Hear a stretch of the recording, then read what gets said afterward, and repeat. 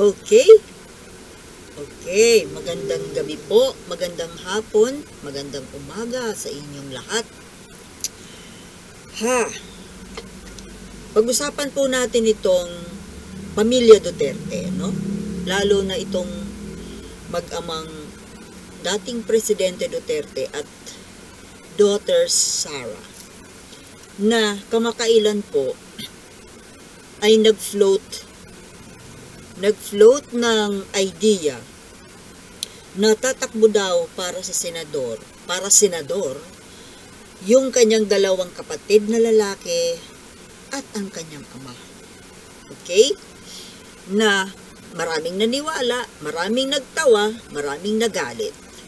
Di ba? Ngayon, nagsalita po yung ama, si dating former President Rodrigo Duterte. Doon po niya yan sinabi in an interview doon sa kanilang Maisog Rally sa Tacloban.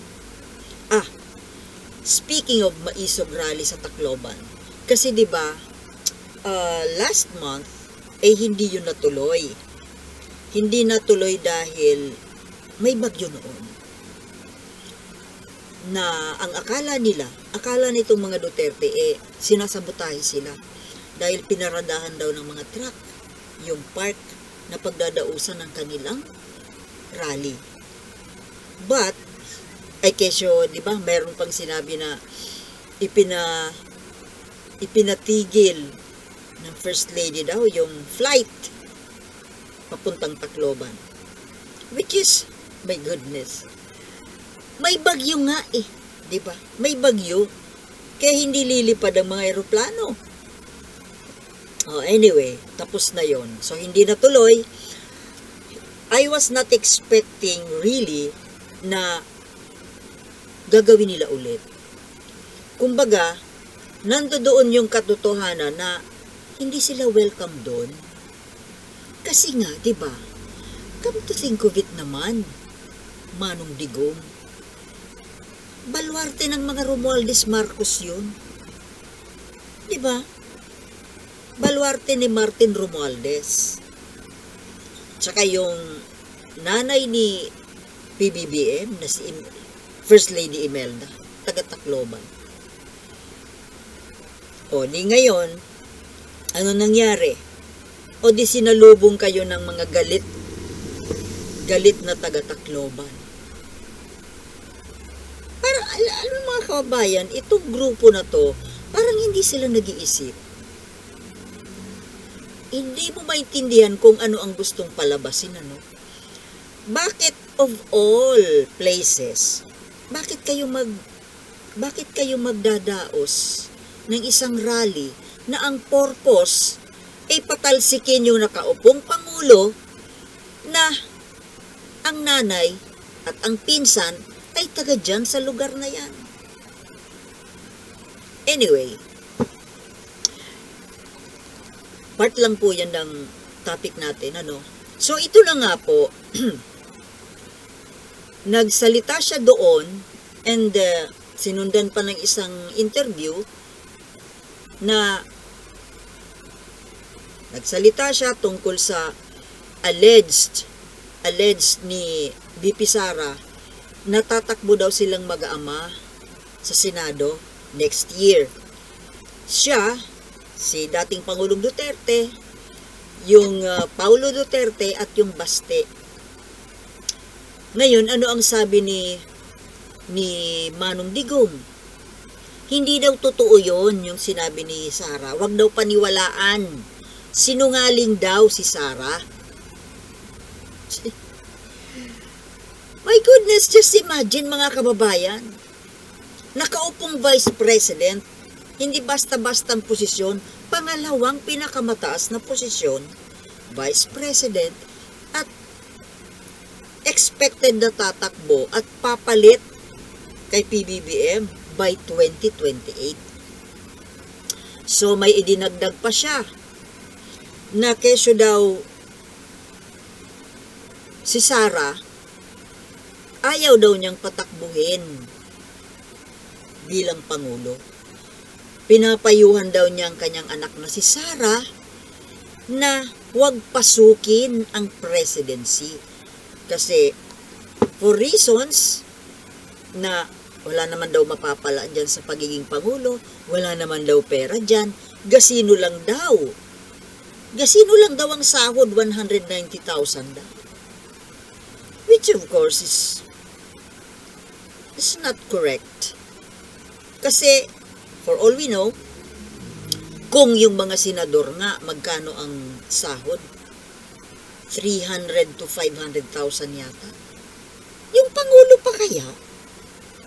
Paano naging 190? Yung 100,000 na sahod yan, panahon pa yan ni Apo Lakay? O anong taon na ngayon? Susme.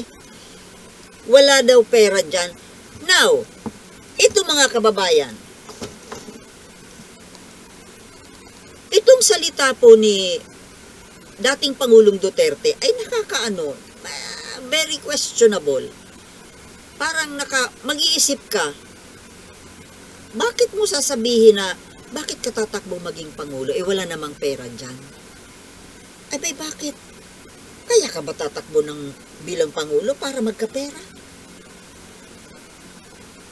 Ha? Come to think of it.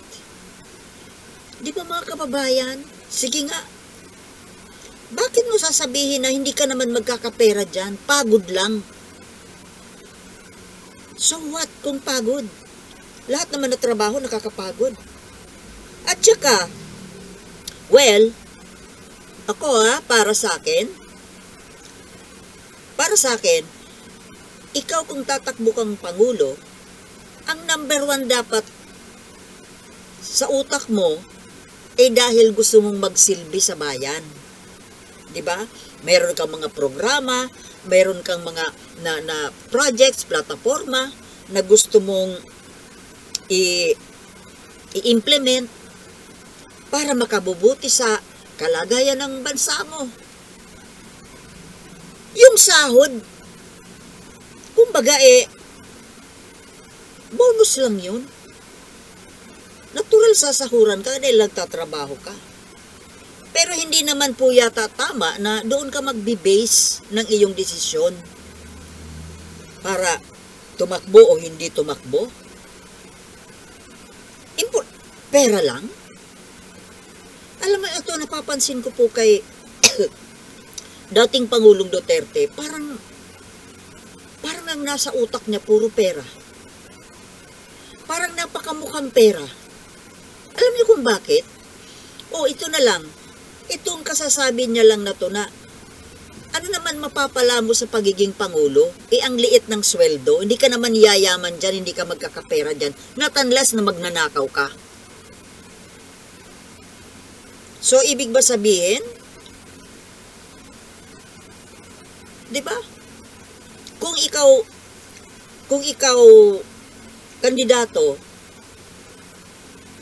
na kaya ka tatakbo bilang Pangulo ay para magkapera, hindi ka aasa sa sahod. Diba? Magnanakaw ka nga. Isa pa na napansin ko dito ako masasabi ko na mukhang pera talaga itong si Duterte. Diba nung nag-speech siya, when he was still president, yung speech niya sa harap mismo ng mga Chinese ambassador, mga Chinese VIPs, na nagsalita siya na gawin mo na lang kaming probinsya. Kasi, mas maganda raw na gawin tayo ng probinsya ng China, Philippines province, Republic of the Philippines, province of China. Kasi daw, dami daw pera ng China Lahat daw, libre na. Dami daw pera Wala ka ng problema, libre lahat. My goodness. Isa na namang sinyalis yun sa pagiging mukhang pera nitong taong ito. Kaya ka magpapasakop, my goodness. Anong klaseng utak meron yan, mga kababayan?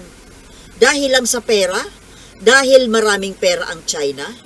Papayag ka na na magpasakop, gawin mong probinsya ang bansa mo? Libre na daw ang lahat? Paano naging libre ang lahat? Maraming pera ang China, libre na daw lahat. Alin ang libre? Sige nga. Paano naging libre ang lahat? Tanga ba ang China para ilibre ka? Kasi, halimbawang kung natuloy na maging probinsya ang itong bansa natin, naging probinsya ng China, what do you think will happen? Ito na nga hindi nga natuloy na maging probinsya, pero ayan, namamayagpag ang pogo. Ninanakaw inaagaw yung teritoryo natin na mayaman sa gaas, mayaman sa petrolyo, mayaman sa natural gas, mayaman sa isda. Alin ang libre doon? Alam mo, parang hindi ko maintindihan itong taong ito. Naturingang abogado ko, no? Naging pangulo ng bansa, we are expecting you to be wise and smart and intelligent. Pero ganito ang sasabihin, pasakop tayo sa China kasi maraming pera. Libre na tayo, libre lahat. Tangin ang utak yan. Diba? Kaya mga kababayan, paano ka magtitiwala sa isang Duterte? Yung puno na Duterte, yung ama, yung pinuno ng mga Duterte, ganito ang takbo ng utak. What more? Yung mga bunga, yung mga anak. Itinrain yan eh. They are trained to be like him. Kaya kita mo yung mga pag-uugali. Si Baste, na trying hard na ginagaya yung tatay niya, yung pananalita, yung pagmumura-mura. Hindi naman magaya eh. Nakakainis lang pakinggan. Kasi halatang halata naman na nanggagaya. Anything na ginagaya, wala pa ring makakapantay sa original, sa genuine.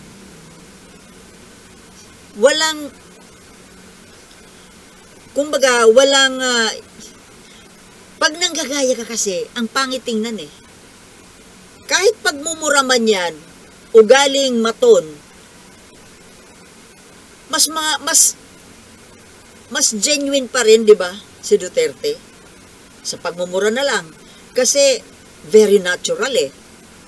Very natural sa kanya. Yung una siya eh. Pero kung ikaw ay nanggagaya lang, so, gumagaya lang. Kaibig ko sabihin, mga kababayan, kapag pumayag tayo na may malukluk ulit na isang Duterte sa national position, hayaan mo na kung gawin nilang kaharian nila yung Davao. Bahala na yung mga taga Davao. Hindi tayo makikialam doon. Teritoryo nila yun eh. Bahala kayo mga taga Davao kung papayag kayo na habang buhay, Duterte ng Duterte ang magro-rule sa inyo.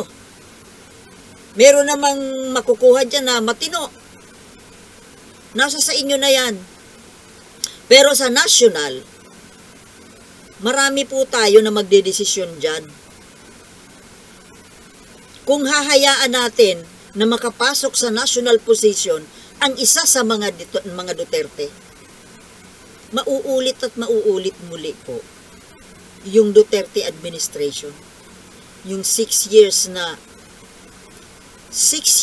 like hell. Bagay lang, sa totoo lang, bagay din lang naman talaga doon sa lokal. They're not fit for the national position. Mga kababayan, wag nating papayagan. Ngayon, itong latest na bruhaha nito ni Duterte na kesyo, ayaw daw niyang ina-advisean daw niya yung kanyang anak na si Sara na wag nang pumasok sa pagpipresident Hindi daw siya galit kay Marcos. Wala daw siyang balak na lumaban sa gobyerno, wala daw siyang balak na patalsikin ito, na kesyo, Marcos, tapusin mo. Sinabi niya yan doon sa kanyang interview, Marcos, tapusin mo, magtrabaho ka, tapusin mo yung 6 years mo, walang magpapatalsik sa'yo. Wow! Salamat! Kung totoo. Ngayon, mga kababayan, ito lang po yun. Kung totoo man, ito kayong mga Duterte, kung totoo ang sinasabi ng pinuno ninyo na si Digong Duterte na ayaw ninyong patakbuhin si Sara, ayaw ninyong pasukin ni Sara ang presidency, at kung ayaw ninyo talagang, gusto ninyo talagang matapos ni PBBM ang 6 years term niya, tigilan nyo yung maisog rally. Diba? Yang maisog rally po, mga kababayan, yan ang sinyales sa kanilang maiitim na plano. Na ano yun? Napatalsikin si Bongbong Marcos at ipalit, paupuin sa Malacanang si Sara Duterte. Ngayon, itong pinagsasasabi nitong matandang Duterte na kesyo-kesyo, ayaw niyang patakbuhin, ayaw niya maging pangulo yung kanyang anak na si Sara, at wala siyang balak na patalsikin si Marcos. Patunayan ninyo. Patunayan mo, Digong. Patunayan ninyo, Sara. Patunayan mo, Pulong, Baste, lahat kayo mga DDS vloggers, mga DDS supporters, patunayan ninyo. Itigil ninyo yung maisog rally. Dahil yan ang paraan ninyo eh. Hanggat ginagawa ninyo yung maisog rally, hindi nyo kami mapapaniwala na wala kayong balak na patalsikin si Marcos sa pwesto. At hindi kami naniniwala na ayaw ninyong patakbo yung presidente si Sara. Yang maisog rally, yan ang pinaka-goal. Yan ang pinaka-objective ng maisog rally. Diba? Anong naririnig mo sa maisog rally?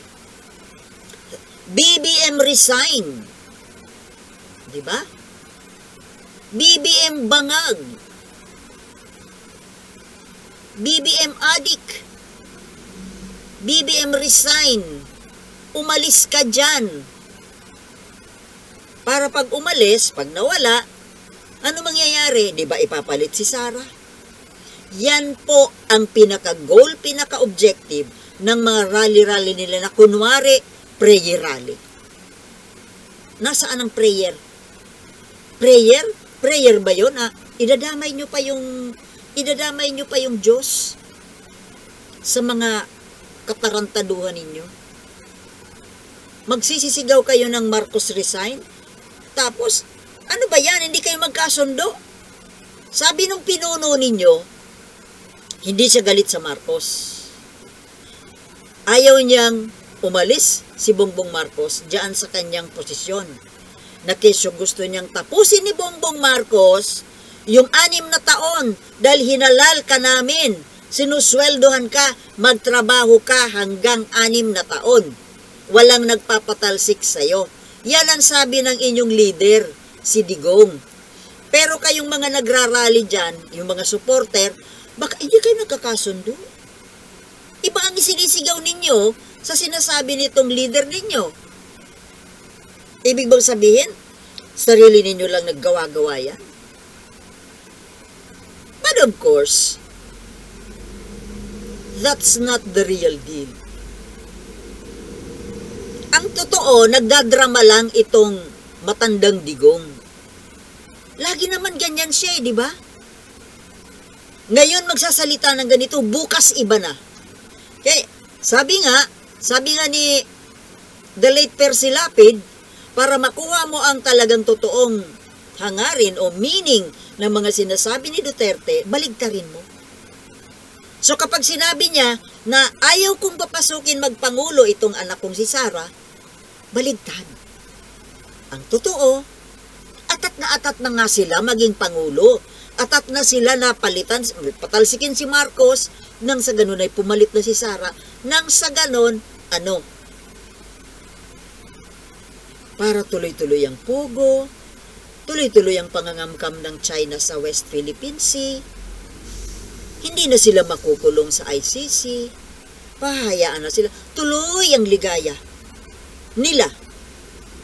Samantalang yung mga mamamayang Pilipino, in misery. Kaya, yung sinasabi ni Duterte na, ayaw ko ngang maging Pangulo yan si Sara. Baligtad po yun. Ang malaking katotohanan atat na nga sila. Asar na nga si Baste na ayaw pa daw bumaba. Hindi raw nakikinig. Hindi raw nakikinig si Bongbong Marcos. Kaya daw sila nagrarally. Gusto lang naman daw nilang marinig ang kanilang mga hinaing. Ang kanilang mga gustong mangyari. At ayaw daw makinig nitong Bongbong Marcos. Na ang, kagaya ng sabi ko, sorry, na ang purpose nila sa pagrarally ay ipagsigawan na Marcos, umalis ka dyan sa Malacanang para ipalit namin si Sara. Ayaw daw makinig ni Bongbong Marcos. Yun ang kinakagalit nila. Ang ibig nilang sabihin na makinig si Bongbong Marcos ay makinig sa panawagan nila na mag-resign. Yun. Kaya, ikaw, Digong, hindi mo kami papaniwala, hindi mo ako mapapaniwala na ayaw mong maging presidente si Sara at gusto mong manatili si Bongbong Marcos na matapos ang 6 na taon niyang tenure. Hindi ako maniniwala hanggat mayroong maisog rally. Dahil yan ang pinaka-objective ng maisog rally. It is hindi prayer rally. Isog-isog rally. Isog-isog lang Kunwarian lang na maisog Kunwari maisog. Kung talagang maisog ka, Digong, haharap ka sa hearing na pinapatawag ka. Kayo nila Bato, nila Bongo, ni Kibuloy. Yun ang maisog. Kagaya kay Laila de Lima, hinarap yung kaso. Kasong gawa-gawa mo. Ngayon na ikaw na ang kinakasuhan, takot kang humarap. Nasaan ang maisog?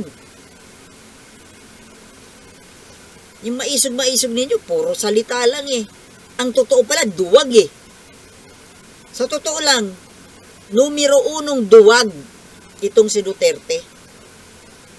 Kasi po, ang totoong matapang, ako sa aking analysis ang totoong matapang, tahimik. Yung duwag, yun ang maingay. Kasi defense mechanism, di ba? Pantakip. Para pagtakpan yung katotohanan na siya ay duwag.